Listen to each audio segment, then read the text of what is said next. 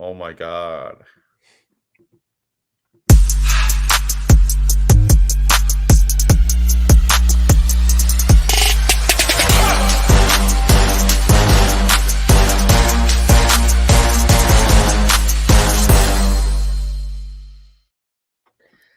Hello, everyone, and welcome to the post-match show. And look at this motley crew. We got people from all the time zones, the West, the East, and that one that doesn't exist in the middle. But we're going to get right at it. We're going to clearly 50% of the crew found out either that or I was told to dress like your boss today. And that's why we all showed up wearing the same kit. That and my boss clearly didn't wake up extra early like I did to be part of the morning show. If you were with us, you know we had a few people get the scoreline right, and I think we even had someone pick the 2 goal scorers. So the Polish Prince runs his mouth every week, says if you pick the scoreline and the goal scorers, you will get an American Scouser item. So we will have to find out what that item is. As we bring everybody in, as always, get your comments in. Get your predictions or your comments. Nick said 2-0 greetings. Should have been 4-0. I'm sure we will talk a little bit about that before we get everybody's ins and outs here. Timichin, first impression. I like it. I mean, we talked about it, like all week. It's going to be a tough one. It's their first game. They were going to be up for it, and they were. They were like physical, and those early yellow cards I think helped actually a little bit, kind of like tone that down a little bit too, because they did get like 3 yellow cards in the first half, and then second half I couldn't tell if that's new car smell of welcome to the Premier League started to wear off, that energy, because Ipswich looked more and more tired, or this possession thing basically worked where we wore them down, because it felt like a lot more comfortable in the second half. Like you could tell in the second half the goal was coming. But yeah, I mean, good overall. And I know that people didn't, but I consider a tough away game, especially because it's the first game of the season. I mean, we talked about it with Kazi and stuff yesterday. Like, this could be like a Luton Town kind of a away game. That could be like a banana skin, if you will. So 2-0 clean sheets. I think decent play overall. I mean, not much to be pissed off about, I think. Yeah, anything. I think anytime you take 3 points on the road in the first week of the Premier League, you're happy with it. I think if you keep a clean sheet and you've struggled with that for years, you can be happy with it. There are definitely things to pick apart from the performance and things to pick and maybe even question from decisions, in my opinion, some of the manager made. But I think we all got to give him the same growing pains that you give a new player when he beds into a new club. It's his first match, and he had to go on the road, take on a newly promoted team that's, at a minimum, you can tell well drilled in what that manager wants out of them. Kazi, if you were an Ipswich Town supporter, other than being depressed that you spent 22 years out of the Premier League, which would be most of your life, how would you feel right now coming off that performance, seeing your side just go down 2-0 to one of the better sides in the Premier League? The first 50 minutes, you can take a lot of positives out of it. I think they'll learn loads out of that in terms of take your chances when you're on top. You're not going to get a lot of chances, and they had a couple of nice ones, I think, where they probably think they should have done better. They're a bit unlucky with the penalty, I think, because they're checking offside, which means you think it's a penalty, otherwise you wouldn't check offside. That's, you know what I mean? That's something that like kind of got glossed over a little bit, because I was like, well, they're checking offside, so you must give the pen, because otherwise there's no point in checking the off. You know how they have that new Twitter thing that the people in the stadium can't hear? They did say that during that basically you have to check offsides, so the VAR official can actually recommend to the ref. And in that case, he was probably going to go tell the ref to go take a look at it himself.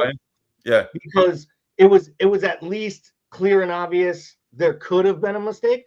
I actually think the ref overall probably needs to give the second yellow there, but he was so quick with the early yellows. I thought the ref actually, for how much we talk about bad refereeing, he managed a pretty good game and actually let him play at times. I just feel like with that pen, though, I don't think it is a pen, to be honest. I don't think there was much in it. And if you're going to advise, and that's enough for the clear and the obvious, which we had the chat about yesterday, Tim, that, we're only going to do clear and obvious. Is that clear and obvious enough? I don't know. But anyway, I think Ipswich can take loads. I think we all felt like that's how the game were going to go. They were going to have a big start, and then they were going to tire out, and then Liverpool will get space and exploit you. And it's exactly what happened in the game, really. I thought the manager got it wrong with the midfield. The 2 midfielders stay on in Gravenberch and McAllister, which tells me that he fancied their fitness, at least. You know what I mean? To kind of play full 90. I was not expecting McAllister to play 90 minutes of a football match. All three of them. Gravenberch and McAllister get 90 minutes. Think all three of them, if you were rating the players 1 to 11, they're probably somewhere in the bottom half of the rating scales, in my opinion, for their overall play and impact on the match. Gravenberch was excellent last half an hour. I thought he was excellent. I've Gravenberch for the last half an hour. I thought he was excellent. But listen, Liverpool could have won the game 5-0. They had that chance with Diaz, where Diaz has a bad finish, which has to chip the keeper. And that's the one where you go. And then that was the one that opened the floodgates. It was like, oh, bang, bang, bang, we can hit them here. And then that was the one where they thought, oh, we can get at these. And then Liverpool really stepped it up a gear. Jota misses the sitter. Should score. We all know that. 6 yards out.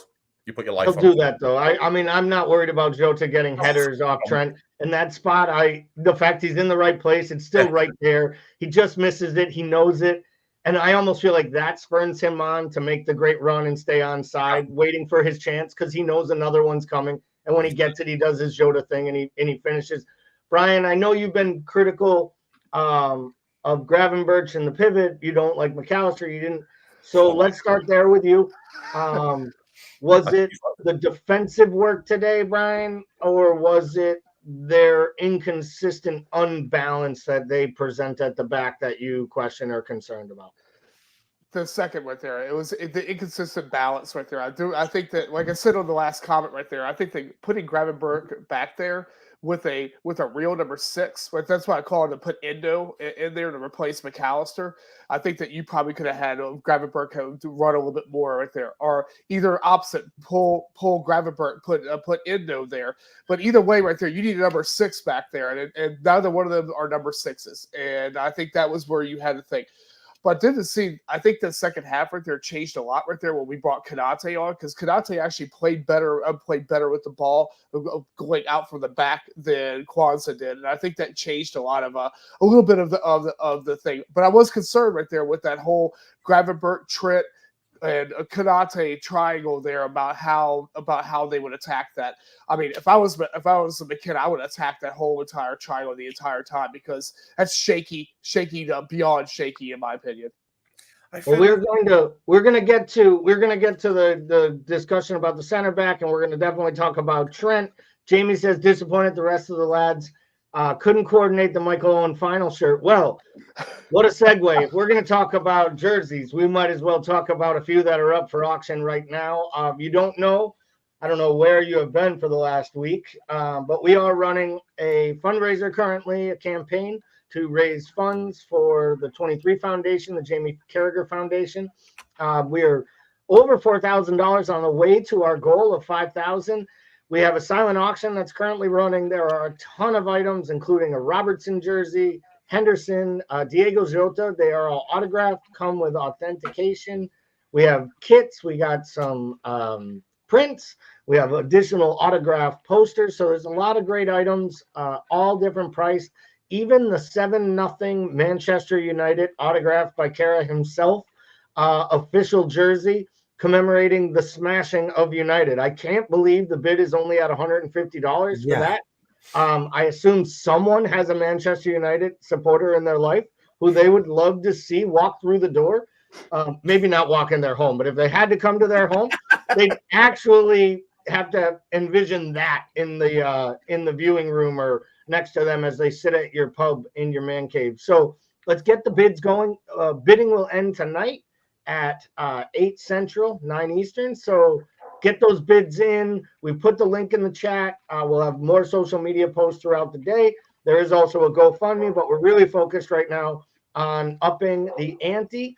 And if you are waiting till the last minute, I wouldn't advise it, because I've heard some rumblings that there's some people waiting to come in right at the last second.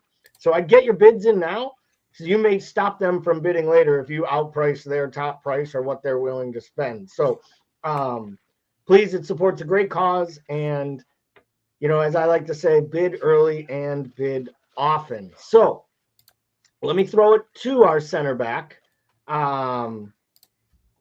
resident center back of the crew, who wasn't here in the morning. We talked a little bit about the center back pairings, with Kwanzaa kind of looking like he won the job. Some people in the Discord channel were claiming that was a tactical switch at halftime. I don't know what it was, and I don't really care what it was, to be honest. I have questions of why you start a player and then 45 minutes in, you think after watching him for 5 games, win the job over the summer, that he's done after 45 minutes. It looked like it worked, but I also think they got tired as the match went on, and I thought Kwanzaa was fine in his time outside of one little wobble, but they all had wobbles. I mean, at one point, Robertson ran an overlap behind Van Dijk in our own box. I was like, I've heard of overlapping fullbacks. I've never seen it happen in your own 6-yard box. That was interesting. They did that a couple of times. Like, that was something in the works. Like, that was designed. That was not just Robertson randomly turning left down a cul-de-sac. Yeah, they've done it, though, by the way, with the lad who hasn't got a right foot. Yeah. It's not like he's comfortable on his right when he can just put a right-hand pass into the wing. It was like, no, I've still got to turn back and go on my left. But yeah. So I guess what I'm coming to you with that, Timuchin, do you expect we'll find out that maybe there was a little niggle or a knock and it was more of a precautionary thing at halftime? Because to me, didn't look to me, and to Kazi's point, he called it that Konate was on a rigorous warm-up for close to 20 minutes. So it felt like something tweaked, but he told the manager, I'm fine. And then they said, we're not risking anything because we didn't bring the other center back here because he's asked to leave the club. See, that's what I'm guessing too. I mean, they didn't say it. There was nothing official. I'm sure it'll come out now. I'm sure in the post-match Slot will say something about it. But I kind of assumed that was it. Like, maybe he felt something. They sent Konate to warm up. Then they were like, well, let's get to halftime and see what we have. And then, they might be like, you know what? There's no other freaking center back. Let's not roll the dice over here and take him out and put Konate in. He's been warming up anyway, kind of a deal. So, I don't think it was his play that got him demoted like that. It did kind of slightly change the game, though. I agree with Brian. I feel like Konate looked a lot more confidence on the ball, maybe was willing to do more with it. It didn't like Kwanzaa, didn't want to mess around much with it. And in this setup, man, you have no freaking choice. You're going to have to mess around with it. That's just the way the system is. So Kwanzaa looked like he was playing it a bit more safer, but you do need those center backs to kind of like roll the dice a little bit, step up when you need to. And I think Konate did a lot better. They were playing that long ball. I mean, whenever a team plays a long ball to their 9, they're going to go across the field to whoever is playing next to Van Dijk. They never go at Van Dijk. So I thought Kwanzaa struggled a bit more than Konate. I thought Konate handled it a lot more comfortable, getting those balls won and stuff like that. And I thought they actually worked well over there with. I thought Gravenberg had an excellent game. I mean, I was like, it's like a new signing, if you will, right? I mean, I was like, holy cow, like this is what we want. I mean, people keep still saying 6, like this is the 6 I think he wants, like type of 6 he wants. Because look at all those balls in the second half that Kazi is talking about, like I think what was like 55 on or something like that. Endo is not turning around with that. Endo is not turning around with that and like pinning the long ball. So you need somebody who can do that. I don't know if Zubimendi was that kind of guy or whatever, but that's the kind of player we want who's going to be comfortable on the ball. I think his passing was great.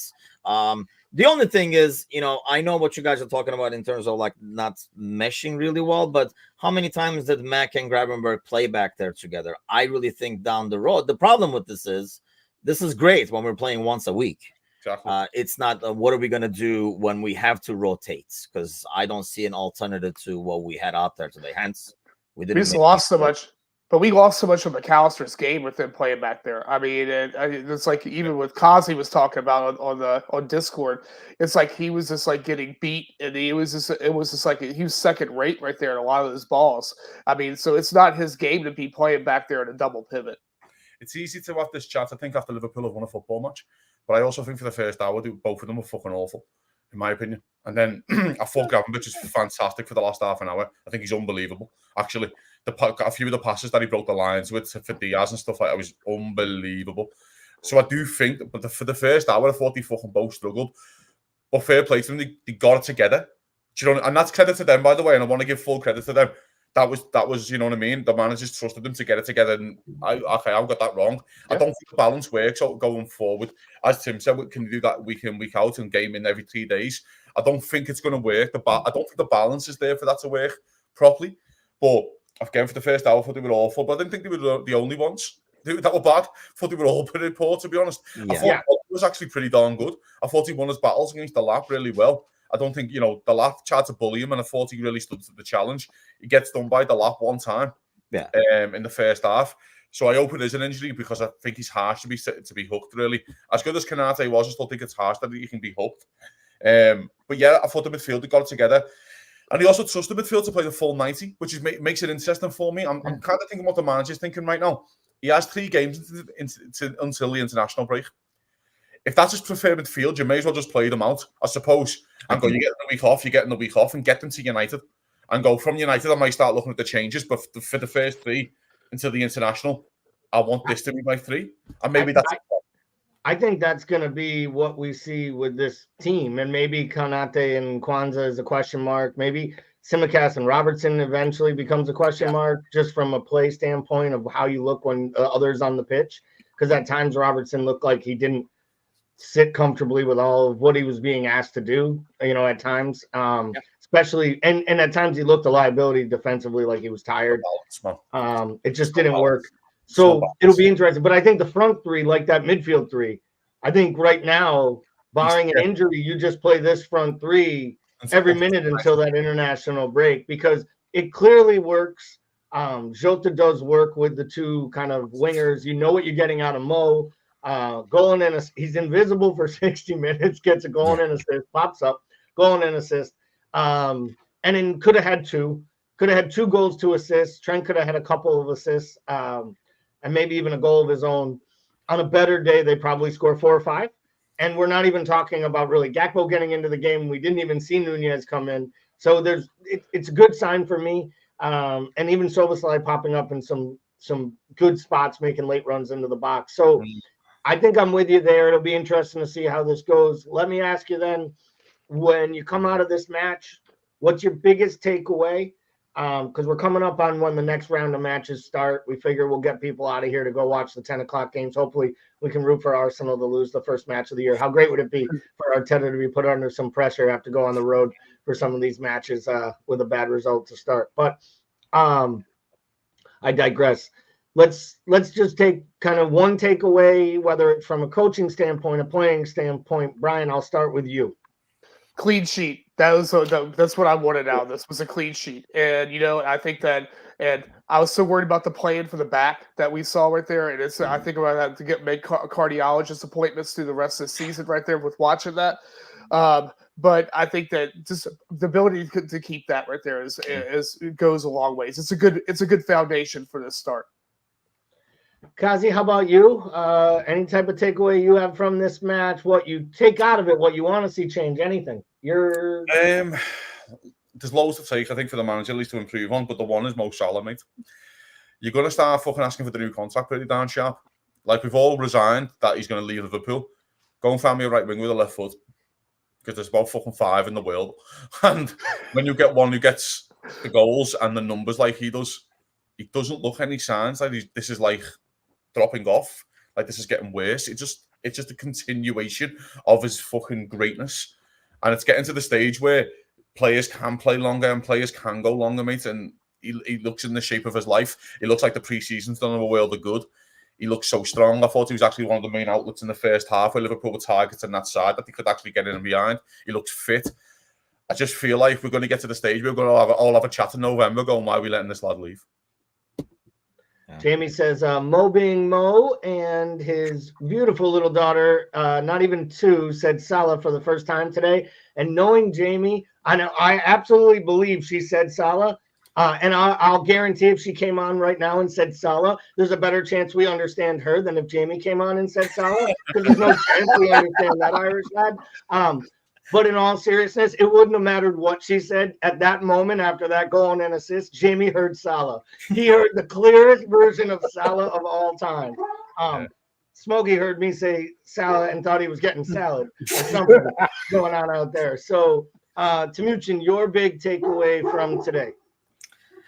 I don't know, like, you can tell it's a new era, right? I mean, you can watch this game and, like, we watched this team play the same way for so long. We kind of know where the ball should go and stuff like that. Like, it's almost like we've been in practice all the time. I think you can tell it's a new era. You're constantly seeing different things. And I think the fact that, he subs off right back and left back to make sure, I mean, he values what Brian is talking about in terms of the clean sheet and stuff like that. I mean, he didn't put in like Elliott in and like Nunez in and stuff like that. He kind of like went with the making sure we're safe in the back. You can tell he kind of like values that, I think, and maybe expects more on those guys. Feels like those guys need fresher legs.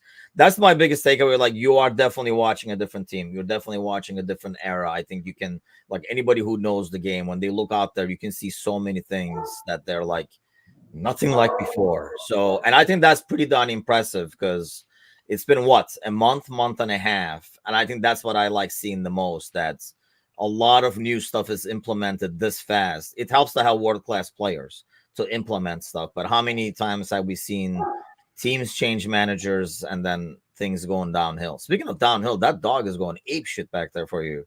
Somebody's doing some work right outside the window. So not for long, sounds like. They're getting the full wrath. They're getting the full wrath of a Labradoodle, which basically means come in here and pet me and stop working out there. Why aren't you paying attention to me? So I'll say this: I gotta, when you host, you get to break the rules. So I'll take a two-parter on this answer. One, to Kazi's point, Mo Salah looks truly invigorated. He looks happy. His head's up. He's smiling on the pitch. He looks happy to be in the system. Happy to have a new challenge. I think he looks very much up for it. And I would be very hard pressed and shocked if we were to entertain any offers from Saudi, unless it was mind blowing money, way bigger than the 105 that was bandied about. And there'd have to be two big time replacements, like a long term one and one who could slot in and play right away. And I don't think you'd have that happen. So that I don't think that occurs. So Mo, great opening signs. The other was one of my big concerns, or one of the big takeaways with Slot for me, was I wanted to see him be his own man, do it his own way. Tons of positives today, a few negatives that he'll work on and learn from. But to your point, to Kazi's point, I think, Brian, some of our comments, you could see it was different. He goes about things differently. I think your point about the substitutions to see out the match, I mean, he made 3 of his 5 substitutes were defensive. And I think if he had had 2 more, he probably would have brought on Endo eventually if they made him go 15 more minutes, and maybe even Jones. I thought we'd see Elliott. I thought we'd see Jones in this match at some point. I thought you'd see Nunez just to get him run out, but you didn't need him. And maybe against Brentford, it'll be totally different, and it'll be all attackers off the bench. And I think that's going to be the difference. I think Klopp felt I owe Nunez to play at least 10 minutes every match to keep his mind right. And I think Slot is a completely different cat. Yeah. And I think we're going to see that. And I think we'll be shocked when it happens, but I think one day you're going to get a team sheet and you're going to go, well, Tsimikas is starting at left back today because he's had 2 good runs of matches where he got those 20-minute runouts at the end and was positive in them. And I think this manager is putting his stamp on the team. I think we're going to see that over this month. And it's really exciting for me. So we'll get out on that one more time before everyone leaves and goes watch all the matches. Don't forget the silent auction. We'll have some more posts later today and share the links. Get in there, bid up till 8 o'clock Central tonight. Get yourself one of these items. It's very simple. You click the link. You pick the item you want. You bid some money. And then an hour later, you get a text that it's no longer the highest bid.